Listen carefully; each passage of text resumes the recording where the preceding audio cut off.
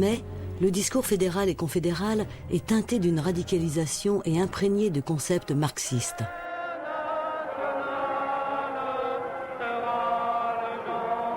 C'était aussi le signe d'un syndicaliste qui avait quelque chose à dire. Et quand un syndicat dit que sa perspective, c'est le socialisme, qui se signifie par 3 éléments, pas de nationalisation, mais appropriation collective des moyens de production, la planification démocratique des gens entamés avant, et l'autogestion, c'était quand même un sacré pensum politique. Hein. Et ceux qui après viennent dire « tu as mis le doigt dans la politique », mais bon Dieu, à partir de 70, on y était jusqu'au cou. Hein.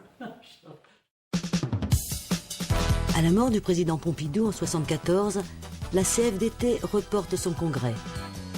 Elle considère que l'élection présidentielle est décisive pour créer les conditions de transformation sociale par l'union des deux gauches vers la candidature de François Mitterrand. Jacques Chirac, secrétaire général de la FGM, participe à des réunions discrètes sur le devenir de la gauche avec quelques autres, dont Edmond Maire et Michel Rocard, qui incarnent avec la CFDT la deuxième gauche. C'est quoi la deuxième gauche? C'est le partage du pouvoir, c'est la participation des citoyens, le rôle éminent des organisations intermédiaires, syndicats et autres associatives pour élaborer les positions, pour peser dans les positions, tout en gardant leur indépendance. Rocard a appelé à voter Mitterrand, mais c'est Valéry Giscard d'Estaing qui est élu. Et c'est comme ça que l'idée a germé des assises du socialisme, d'essayer d'aider à reconstruire un parti socialiste qui soit plus proche de nos idées sur la société que ne pouvait l'être le Parti communiste.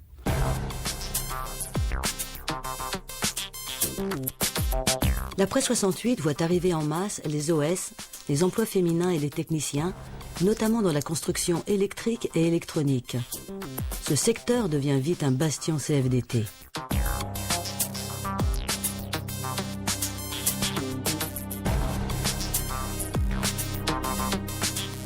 Les années 60-70 voient aussi de nombreux conflits.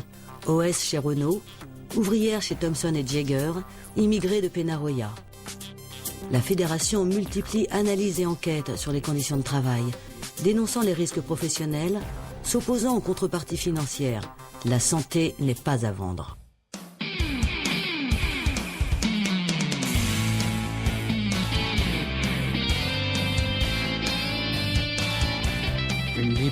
Une lutte qu'on peut considérer exemplaire, que certains disent, parce que c'est vrai que ça a été des formes de lutte importantes, nouvelles, après 68. Que les ouvriers sont capables de se diriger eux-mêmes et de produire eux-mêmes. Disons qu'au point de vue qualité, il n'y a absolument rien changé. Il n'est pas question de brader, il n'est pas question de solder les montres, il est question de continuer la fabrication comme par le passé, sans, disons, les responsables qui nous ont abandonnés. La Fédé a été, je dirais, avec la branche, obligée de réfléchir un petit peu plus que derrière simplement les formes de lutte.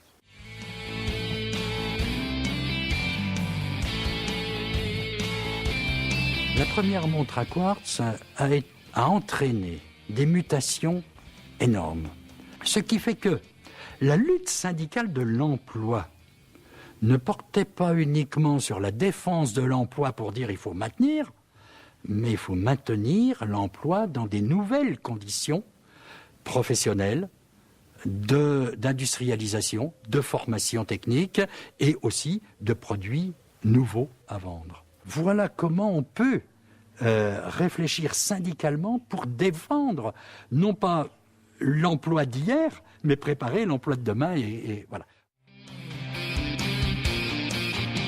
La fédération favorise l'émergence d'une compétence syndicale économique. Elle travaille avec des experts et apporte son soutien actif à la création de Syndex.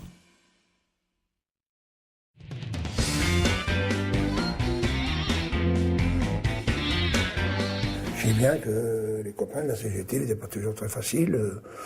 On en sait quelque chose, mais on n'est pas obligé de se plier à eux. Dans les débats, on a fait des délégations communes. On est allé en République fédérale d'Allemagne avec la CGT, des choses comme ça.